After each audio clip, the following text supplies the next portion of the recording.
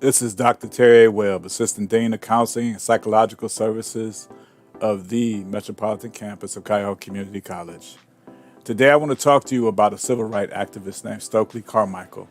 He was a U.S. civil rights activist who in the 1960s originated the Black nationalist rallying slogan, Black Power.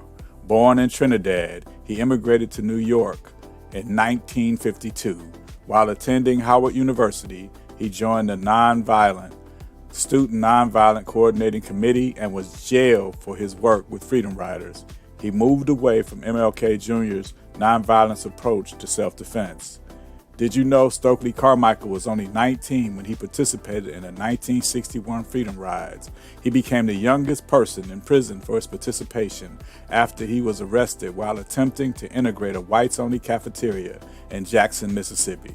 In 1954, at the age of 13, Stokely Carmichael became a naturalized American citizen, and his family moved to a predominantly Italian and Jewish neighborhood in the Bronx called Morris Park. Soon, Carmichael became the only black member of a street gang called the Morris Park Dukes. In 1956, he passed the admissions test to get into the prestigious Bronx High School of Science, where he was introduced to an entirely different social set, the children of New York's rich, white liberal elite. Carmichael was popular among his new classmates. He attended parties frequently and dated white girls. However, even at that age, he was highly conscious of the racial differences that divided him from his classmates. Carmichael later recalled his high school friendship in harsh terms. Now that I realize how phony they all were, how I hate myself for it.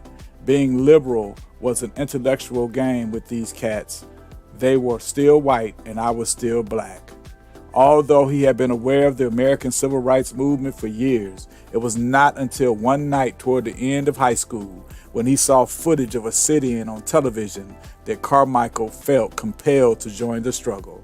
When I first heard about the Negroes sitting in at a lunch counter down south, he later recalled, I thought they were just a bunch of publicity hounds.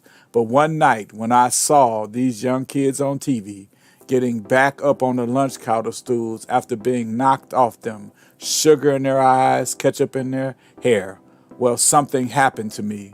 Suddenly, I was burning. He joined the Congress of Racial Equality Corps, picketed at Woolworth store in New York, traveled to sit-ins in Virginia and South Carolina.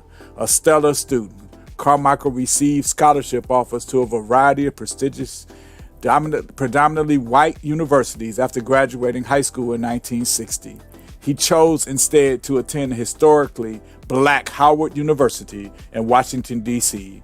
There, he majored in philosophy, studying the works of Camus, Sartre, and Santayana, and considered ways to apply their theoretical frameworks to the issues facing the civil rights movement. At the same time, Carmichael continued to increase his participation in the movement itself. While still a freshman in 1961, he went on his first Freedom Ride, an integrated bus tour through the South to challenge the segregation of interstate travel.